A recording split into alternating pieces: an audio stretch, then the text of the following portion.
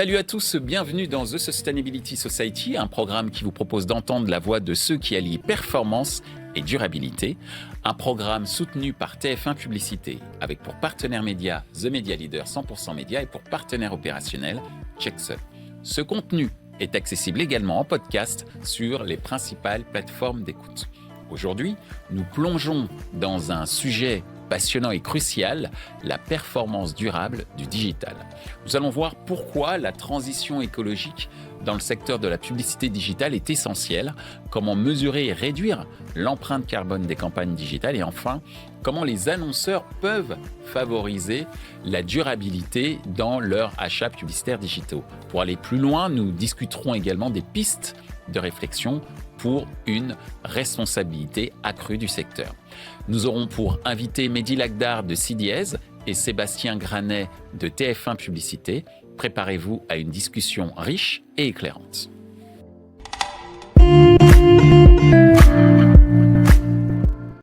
Bonjour à tous, aujourd'hui on va parler performance durable dans le digital avec deux invités sur le plateau de The Sustainability Society. C'est votre première fois en plus, donc merci de vous lancer dans cet exercice. Bonjour à toi Sébastien. Bonjour, merci pour l'invitation. Mais je t'en prie Sébastien, et merci à TF1 Publicité pour le soutien. On dit plus TF1 Publicité, mais TF1 Pub. Exactement. Voilà. Sobriété même dans le nom. Bien vu. Sobriété éditoriale, c'est beau. Ouais. Et bonjour à toi Mehdi. Salut Michel. Première question pour toi Mehdi, justement. Pourquoi la transition écologique de la publicité digitale est si importante aujourd'hui ? Ouais, merci de m'avoir invité. Elle est importante parce que, en fait, pour revenir un peu en arrière, il y a 25 ans à peu près, on a découvert, c'était l'expansion d'Internet et ça a été génial. La communication s'est engouffrée dedans et c'était un monde illimité et parfait, les GAFA, etc. Et on a trouvé un nouvel univers à la communication et au marketing. On pouvait cibler, on pouvait faire des communications moins chères, plus facilement, etc. Donc, révolution. D'accord. Révolution, sauf que dans cette révolution, on a oublié quelque chose de très important, c'est que le digital, en fait, c'est pas un monde illimité et c'est pas un monde gratuit. En fait, quand on fait une communication, il y a un téléphone portable ou une télévision qui la diffuse et ce téléphone portable, il faut le produire. Pour le produire, il y a des matières premières qui sont derrière, des matières qui sont en fait limitées. Comme le lithium, on n'a pas un stock illimité. Même au-delà des enjeux environnementaux, il y a même des enjeux sociaux, parce que c'est l'extraction minière, donc il y a des conditions de travail dans des pays, etc. Et donc, en fait, on s'est rendu compte très vite que en fait, le numérique, au sens large, pas que pour la communication, c'est un enjeu environnemental et social incroyable. Et en fait, les experts se sont peu penchés au début sur ce sujet-là. Donc, en fait, ça fait que quelques années qu'on commence à avoir des chiffres, donc c'est à peu près environ 4% des émissions dans le monde, et on pense que ces émissions vont doubler, en fait. Elles vont doubler parce que la consommation digitale est de plus en plus importante. Je crois que, si les chiffres sont bons, je crois que dans un foyer français, il y a 8 terminales. Ouais. Voilà, ok. Et en fait, on a une consommation énorme du sujet. Et donc, on s'est rendu compte que le numérique devait être traité, et donc la communication, comme elle utilise le numérique, en fait, elle doit faire sa transition, elle doit mesurer son empreinte environnementale. Et quelque chose que j'aime bien dire, c'est le numérique est notre avenir, économisons-le. Parce qu'en fait, un jour, on va devoir faire le choix entre soit produire un IRM pour sauver des enfants, soit faire de la publicité digitale. Parce c'est les mêmes matières. Mais je pense qu'à un moment, on va vite faire le choix entre les deux, si je puis me permettre, bien que je sois du secteur également. Et donc, pour terminer, pour répondre à votre question, pourquoi en fait aujourd'hui c'est un sujet crucial, c'est parce qu'en fait on a besoin d'Internet, on a besoin de la publicité, on n'est pas là ici, surtout avec TF1, pour critiquer ce point. C'est important pour l'information, c'est important pour la transition, parce que ça permet de diffuser des messages sur le nouveau produit Impact, donc on a besoin. Maintenant, c'est simplement la manière dont c'est utilisé qui n'était pas forcément la bonne, parce qu'elle ne peut pas continuer comme ça. Il y a trop d'empreintes, et il y a le réchauffement climatique et le fait qu'on n'aura plus de matière. Et donc, on est sur une question de comment réussir à faire de la publicité tout en protégeant l'environnement et l'humain. Et donc, c'est la question de la performance, c'est la question de la sobriété, c'est la question de l'optimisation, parce qu'il y a eu beaucoup trop de gâchis. Voilà. Merci Mehdi pour cette réponse qui nous donne un éventail assez large de pourquoi justement la transition écologique est très importante au niveau de la publicité digitale.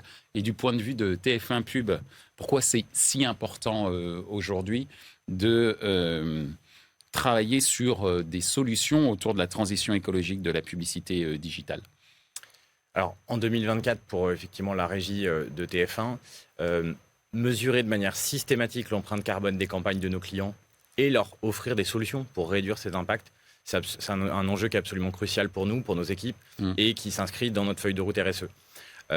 Effectivement, en particulier pour les campagnes digitales diffusées sur notre nouvelle plateforme de streaming TF1+. Alors, je dis en particulier pour le digital parce que c'est effectivement un média, je rejoins ce que disait Mehdi, qui a longtemps été considéré comme un univers immatériel dans lequel on peut diffuser des centaines de millions, de milliards d'impressions publicitaires. C'est un peu le média open bar pour les différents acteurs du marché. La problématique, c'est que c'est peut-être d'ailleurs un des médias qui utilise le plus de matériaux et sur lequel il faut savoir qu'une impression, chaque impression va solliciter des data centers, des réseaux, des devices utilisateurs, des terminaux utilisateurs sur lesquels l'utilisateur va visionner la publicité. Et donc, il faut collectivement qu'on adopte des approches, on va dire, de commercialisation et d'achat de campagnes digitales beaucoup plus raisonnées, beaucoup plus raisonnables, qui soient plus sobres. Et donc, en résumé, comment je fais en sorte que 100% des impressions que je diffuse soient réellement utiles pour justement limiter et éviter le gâchis publicitaire? Alors justement, je vais te laisser la parole, Sébastien. Comment on mesure aujourd'hui l'empreinte carbone des campagnes digitales et quels sont les leviers pour les réduire? Est-ce que TF1 Pub a des solutions à nous proposer? On essaye, on y travaille. Alors, il y a deux éléments majeurs et importants dans cette question. Le premier, autour de la mesure. La mesure, très vite, les régies publicitaires, par exemple, depuis 2 ans, 3 ans, ont compris qu'il fallait qu'elles se dotent d'outils pour pouvoir mesurer ces impacts liés à la diffusion des campagnes publicitaires sur nos médias, avec des disparités parfois très fortes entre outils. Donc, très vite, on s'est rendu compte qu'on devait avoir une approche beaucoup plus collective pour harmoniser les méthodes de calcul.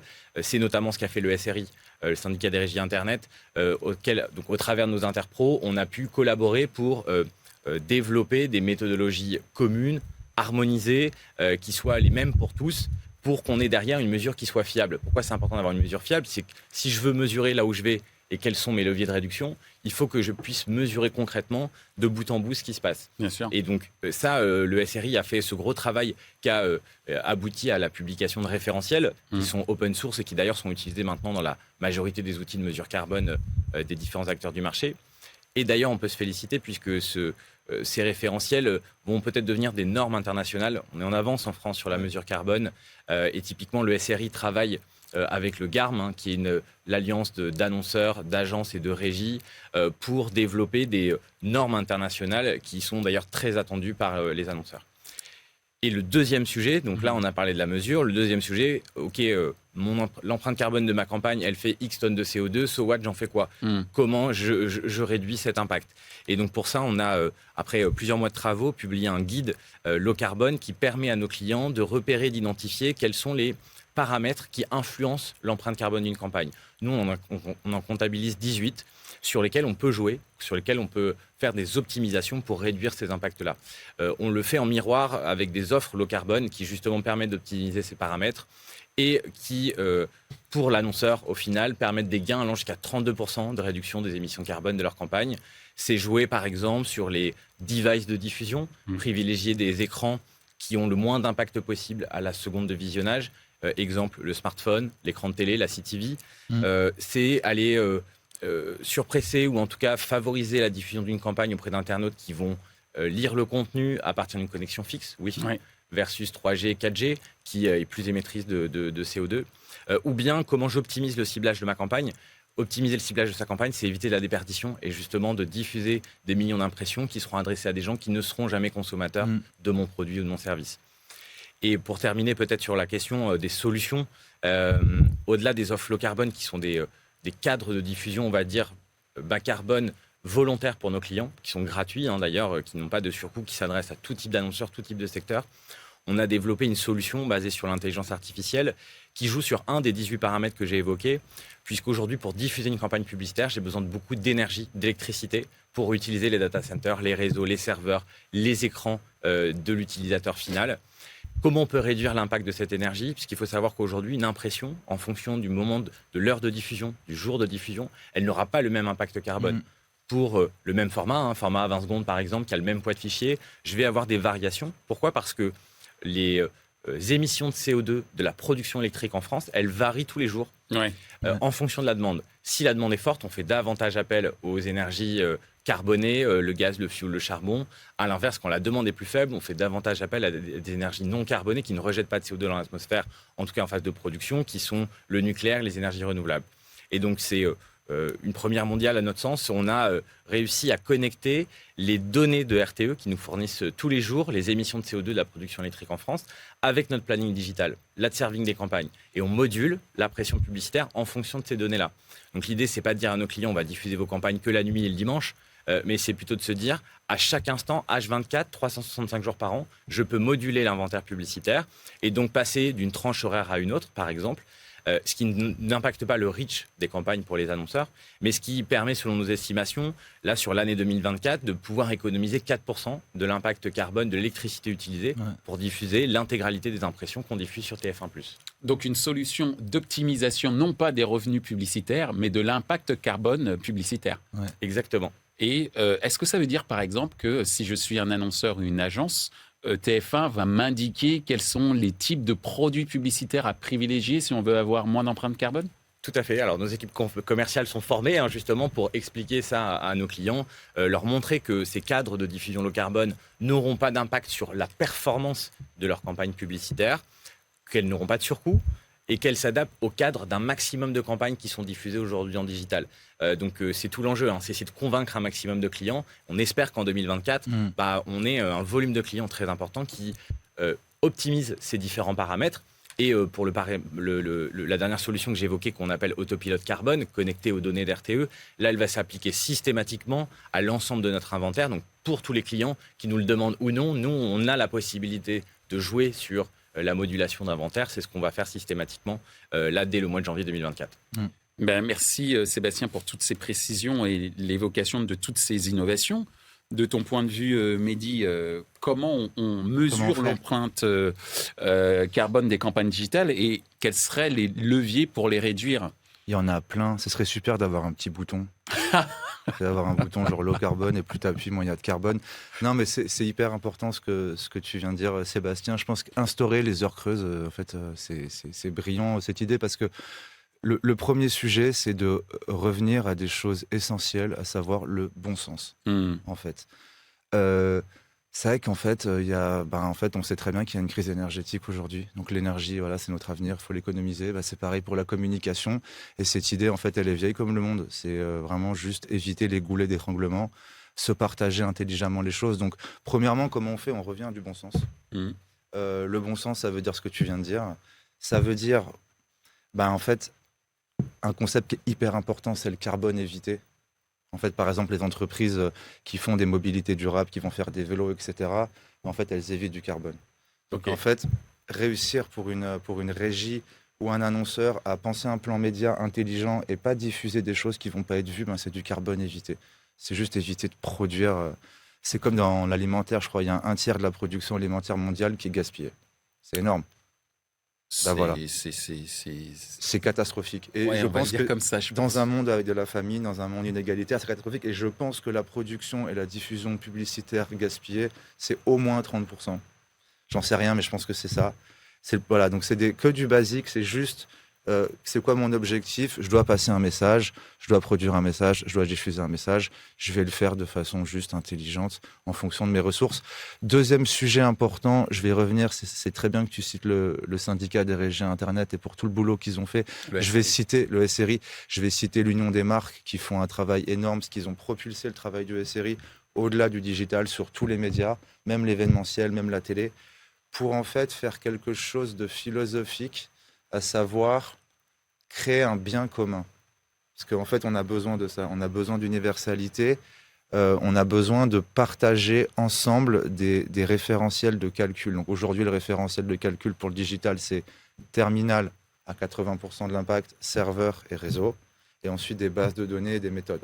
En fait, le but, c'est de bien comprendre que mesurer l'empreinte carbone des campagnes n'est pas un avantage compétitif. Il faut que les agences, que les régies, que les annonceurs, en fait, se partagent.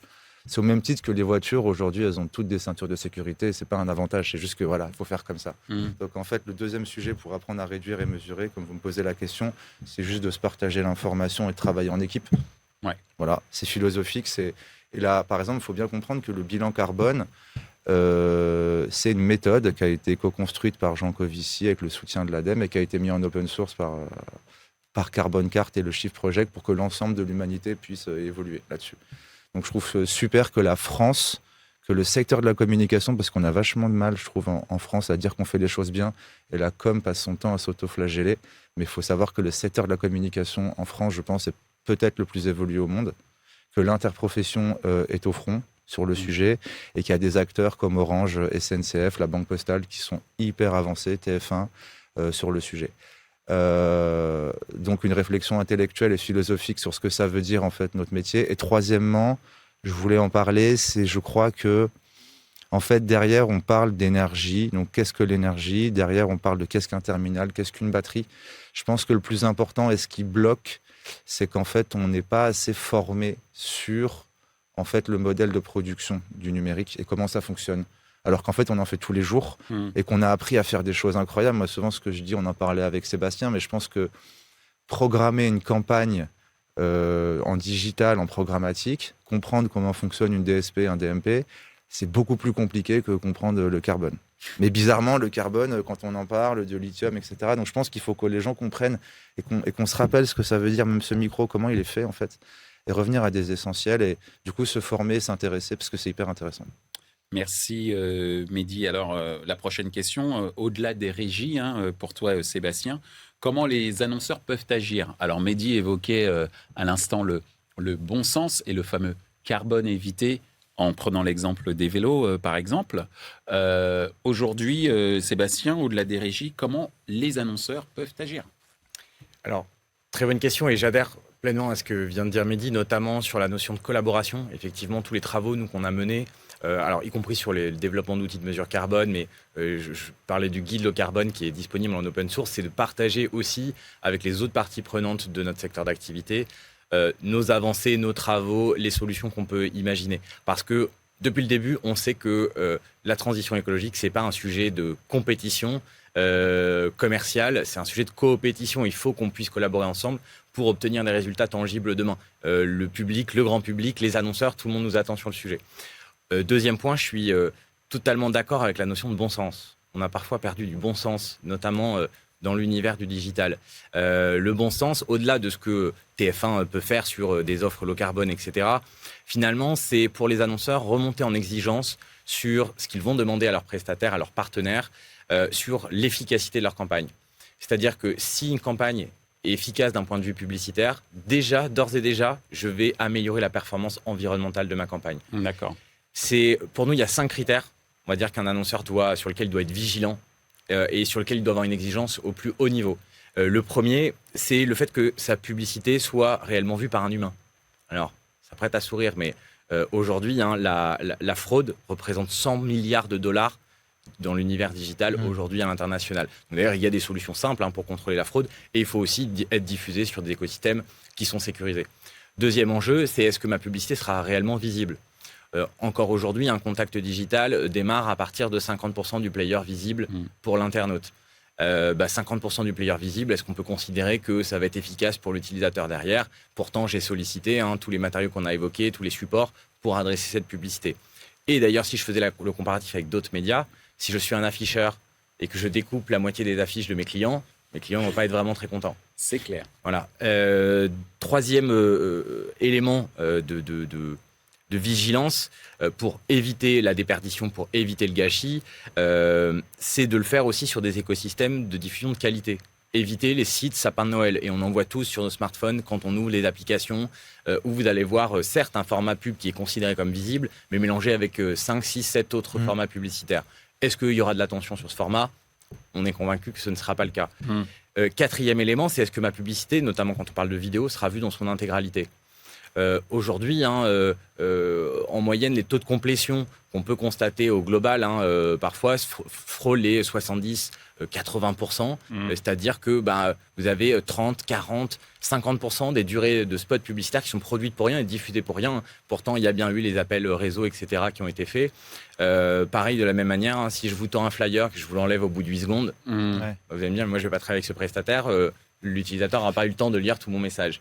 Donc, des taux de visibilité ou de complétion inférieurs à 90%, potentiellement, c'est avoir pollué inutilement, c'est-à-dire diffuser des impressions publicitaires qui n'auront pas été vues dans leur intégralité ou réellement vues par les internautes. Est-ce que ça veut dire que tu appelles les régulateurs, ou en tout cas les faiseurs de standards, on va dire, dans le domaine de la visibilité notamment, à être beaucoup plus drastique et exiger le fameux 100% de visibilité au lieu des 80 ? Oui, c'est une position de TF1 comme d'autres acteurs de notre secteur d'activité. Après, les annonceurs en sont conscients. Beaucoup d'annonceurs aujourd'hui demandent à piloter leur campagne digitale au prisme de la visibilité et de la complétion, qui d'ailleurs n'est pas encore suffisant. Nous, on dit qu'il faut aller un cran plus loin et mesurer l'attention. Ouais. Parce qu'une pub peut être visible et vue dans son intégralité et ne pas générer d'attention. Donc le contexte de diffusion notamment est extrêmement important. Et là, encore une fois, on est entendu par certains de nos clients qui nous disent « oui, c'est un KPI maintenant que je vais regarder ». Peut-être même avant même la visibilité et la complétion, qui doivent être by design maintenant des critères de mes campagnes publicitaires. Mais je le disais, toutes les campagnes qu'on voit sur le digital ne respectent pas encore ces standards proches des 100% en termes de visibilité et complétion. Et puis pour terminer, le 5e critère, c'est est-ce que ma publicité sera vue par la bonne cible ? Je le disais, le digital, c'est un peu l'open bar. Je vais diffuser des centaines de millions d'impressions et puis il y a bien la bonne personne qui va tomber sur ma publicité. En fait, non, il faut qu'on puisse éviter du carbone et donc s'assurer que la publicité sera réellement visible, réellement vue par la bonne personne, celle qui sera intéressée par mon produit et par mon service. Ça passe par un meilleur ciblage de ces campagnes. Ouais. Merci Sébastien. Mehdi, au-delà des régies, comment les annonceurs peuvent agir en tant qu'agence ?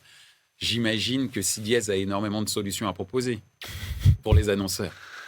Ouais, en fait, nous, ce qu'on essaie, c'est de repartir du métier de communicant. En fait, qu'est-ce qu'on est en train de faire ? En fait, qu'est-ce qu'on est en train de faire ? Et on essaie de rappeler en fait la feuille de route de la communication. Pour faire très simple, en fait, la communication, elle a deux grandes missions devant elle. La première mission, c'est ce qu'on appelle la responsabilité, la communication responsable. Dans la communication responsable, il y a un premier sujet, mais en fait, qui fait partie des sujets carbone, parce qu'on va parler de carbone dedans, c'est de sortir à tout prix du greenwashing. Parce qu'en fait, commencer par le greenwashing, ça veut dire qu'on n'a pas bien compris le carbone, et ça veut dire qu'on ne peut même pas comprendre ce qu'est en train vraiment de dire Sébastien. Donc le premier sujet, comme en cours d'anglais, j'apprends le prétérit, et puis voilà.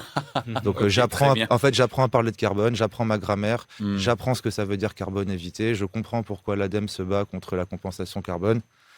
Déjà, je parle du sujet correctement. Ensuite, deuxièmement, je mesure et je réduis l'empreinte environnementale de mes campagnes pour deux choses. Un, parce qu'en fait, je vais gagner de l'argent, parce qu'en fait, j'en dépense pour rien. Deux, en fait, c'est une obligation, parce qu'il y a une urgence et qu'en fait, mes enfants ne pourront pas faire de com si je continue. Et puis, ce qu'il faut bien comprendre avant de passer à la deuxième partie de ma réponse, c'est qu'en fait, la communication fait partie d'une organisation qu'est l'entreprise. Donc, l'annonceur a son entreprise. Et cette entreprise, en fait, elle a une feuille de route climat, une stratégie climat. Donc, la communication doit faire sa part. En fait, on ne demande pas aux annonceurs de réduire leur empreinte juste parce que c'est important de le faire. C'est important de le faire parce qu'elles font partie d'une entreprise, d'une grosse organisation. L'empreinte environnementale de la régie de TF1 fait partie du groupe TF1 et de la chaîne. Et donc, en fait, ce qui est très intéressant là-dedans, c'est que c'est pas que aux achats ou que aux produits de changer. C'est la com fait partie d'une boîte et cette boîte doit réduire. Et donc, en fait, il faut que la com apprenne à commencer à reporter, à mesurer pour pouvoir donner de façon organisationnelle à son entreprise sa feuille de route et contribuer. La communication doit faire sa part dans la transition de sa propre boîte. Donc, la transition de la régie TF1 compte pour la transition de TF1 globale. Ok. Et ensuite, il y a un deuxième sujet bien plus important, mais qu'il faut traiter après. C'est en fait, c'est quoi la communication ? C'est des produits et des services qui sont mis en avant. Donc derrière la communication, il y a deux mastodontes, il y a deux éléphants dans la pièce, que sont la consommation des Français. Parce que c'est ça, la véritable empreinte carbone, et c'est les travaux de l'UDM sont en train de le pousser, c'est de prendre en compte, et je sais que ça c'est encore peut-être un peu tôt pour le dire, prendre en compte l'empreinte des produits qui sont dans la pub. Ouais. Quand vous faites une publicité sur un SUV, en fait, vous continuez à promouvoir un certain type de consommation et donc vous orientez. La communication, ce qu'on appelle engagée, c'est ça son métier. Et la communication, elle a fait des super choses sur l'inclusion, sur la représentation des femmes, sur la lutte contre le racisme. En fait, la com, moi, c'est pour ça que j'en ai fait après mon école, c'est parce que c'est politique, c'est créatif, c'est magnifique. Moi, j'ai envie qu'on revienne à des choses qui sont belles sur ce qu'on peut faire. On a une mission sociétale. On en parlait tout à l'heure, c'est d'orienter, là, on ne va pas y revenir, mais sur le fameux débat de la dernière communication de l'ADEME sur la déconsommation, les revendeurs, au moins ça crée débat. Mais la com, elle a un rôle, je veux dire, la communication, dans ce moment de la SNCF sur le carbone, les voyages bas carbone. Et puis, dernier sujet, comme je viens de le dire, elle a aussi un rôle sur ce qu'on appelle les imaginaires. C'est un peu notre travail chez Sidière. C'est, en fait, une publicité, elle présente une certaine vision de la France, en fait. Et c'est cette vision de la France qui doit évoluer. Et la communication, elle doit faire ça. Donc, au-delà du carbone, il y a plein d'autres sujets derrière. Merci Mehdi. Je vais te laisser la parole pour aller encore un petit peu plus loin, mais assez rapidement. Ouais. Ce sera notre dernière question.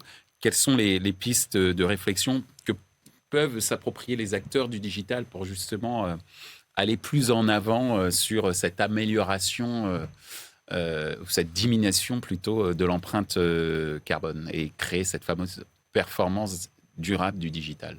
La première, et en fait elle le fait déjà, c'est quand un annonceur fait une campagne, il suit ses performances. Donc il y a des KPI sur la visibilité, le taux de transformation, le nombre d'achats et tout. Il faut rajouter ce qu'on appelle une double comptabilité carbone, à savoir il faut que les annonceurs, parce que si ils nous écoutent, en tout cas c'est une demande des agences et c'est une demande des régies, c'est s'il vous plaît intégrer des critères environnementaux dans vos appels d'offres et dans vos briefs de campagne.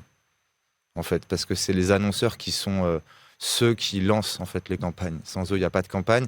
Donc il faut que les annonceurs demandent à TF1 de fournir ces informations sur le carbone et demandent, parce que TF1 a fait ce travail, les régies ont fait le travail, les agences ont fait ce travail, demandent des indicateurs. Il faut suivre en fait. Et c'est culturel parce que la com n'est pas trop dans les chiffres, mais elle va devoir l'être un peu plus. Et le monde du digital, pour le coup, est dans les chiffres, donc ça va être assez facile. On est capable de faire des trafficking, des choses très compliquées, d'avoir des trackers et tout. Donc maintenant, il faut le faire sur le carbone. C'est vraiment important, c'est de transformer les reportings sur les campagnes pour vraiment avoir une vision de ce que c'est la performance durable, en disant, voilà, ma campagne, elle a été vue, 2, elle a permis à ma marque de passer ce message, elle a changé un peu les opinions sur ce sujet-là, et en plus, elle a pas trop consommé de ressources. Voilà. Et 2, je crois qu'il faut, on en parlait juste avant l'émission avec Sébastien, je pense qu'il faut redonner un nouvel élan aux communicants, notamment aux jeunes talents, parce que je pense que ce métier a un boulevard devant lui pour se réinventer. Je pense qu'il est un moment un peu difficile, où c'est un peu triste de faire de la com. On a un peu honte, sauf que le greenwashing, moi, quand je dis que je fais de la com, j'ai honte en soirée. Et je pense que j'aimerais être fier de moi en soirée, dire que je fais de la com, et je fais de la com RSE. Et donc, en fait, il faut qu'on se réinvente, et il faut qu'on se donne envie, il faut qu'on mette du peps et du panache dans ce qu'on fait. Voilà. Il ne faut pas avoir peur, il ne faut pas être dans l'urgence, il ne faut pas se dire qu'on ne va pas y arriver. Il faut se dire qu'en fait, c'est juste la meilleure façon de refaire notre métier. Parce que ça va être très bien. On fera des plus belles campagnes, on bossera moins, on gagnera de l'argent, tout va bien se passer. Bon, c'est pas grave. Un cercle, en tout cas, un cercle vertueux, c'est ça, en fait. Merci, Mehdi. Sébastien, tu auras le mot de la fin à travers cette fameuse question sur les pistes de réflexion pour aller plus loin. Comment les acteurs du digital peuvent s'approprier toutes ces notions que l'on a vues ensemble durant cette émission pour créer une vraie performance durable dans le digital? Alors déjà, je suis effectivement d'accord sur le fait qu'il faut aller au-delà du carbone. C'est très important, bien évidemment, il faut le piloter et il faut qu'on se mette des contraintes collectivement là-dessus pour qu'on ait des résultats tangibles. Mais il faut aller au-delà puisque nous, on a développé une feuille de route qui joue à la fois sur l'interne, la mobilisation de nos collaborateurs, leur monter en compétences. Il y a un vrai sujet aujourd'hui de monter en expertise et des sujets techniques. On n'a pas fait d'études pour être des ingénieurs en environnement et il faut se former pour ça. Et typiquement, tous les produits qu'on sort aujourd'hui, on les sort après 2 ans de formation, d'accompagnement, parce qu'on a déjà finalement des jobs, des expertises très concrètes. Mais il faut, pour éviter toute forme de greenwashing et être efficace aussi dans ce qu'on propose, monter en compétences et détecter ce qui est du greenwashing. Et ça, rien que ça, la détection du greenwashing, c'est aujourd'hui compliqué en B2C, mais aussi en B2B. Et il y en a beaucoup. Nous, on coexiste finalement avec plein d'initiatives qui sont parfois un peu limites. Donc ça, il y a un enjeu. C'est de plus en plus fin, en plus, le greenwashing. Avant, c'était très grossier. Maintenant, pour le déceler, comme tu viens de dire, c'est de plus en plus technique, notamment sur la compensation carbone. Et... Voilà. Donc, c'est mobiliser ses collaborateurs, parce qu'en plus, qui sont en recherche de quête de sens dans nos métiers, effectivement. C'est aller aussi sur le fond des messages. Je te rejoins, hein, bien évidemment. Nous, c'est les premières offres qu'on a sorties. C'est des offres qui valorisent les annonceurs, qui mettent en avant des produits et des services plus respectueux de l'environnement. C'est ce qu'attend le citoyen. C'est ce qu'ils ont dit au moment de la Convention citoyenne pour le climat. On voit trop de publicité pour des produits polluants. Donc, comment on fait une transition, on opère cette transition, ce mouvement, pour d'ailleurs accompagner les Français vers une consommation qui soit plus responsable. Et nous, l'idée, c'est de justement valoriser tous ces annonceurs qui vont proposer ce type de message à nos audiences. Eh ben, en tout cas, merci Sébastien, merci Mehdi. Merci et pour à toi. reprendre une expression que tu as utilisée, Mehdi, merci de nous avoir expliqué avec peps et panache vos travaux, vos convictions autour de la performance durable au sein du digital, qui n'est pas qu'un mot, mais qui sont également des actes. Et c'est ce que vous nous avez démontré à l'occasion de cette émission. Donc, merci à vous. Merci beaucoup. Merci.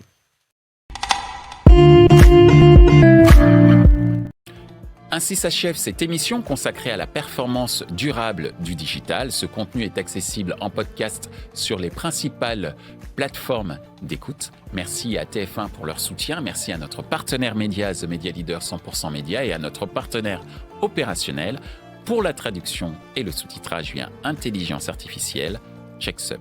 Merci également à l'ensemble des équipes d'Altis Media pour la réalisation de ce programme.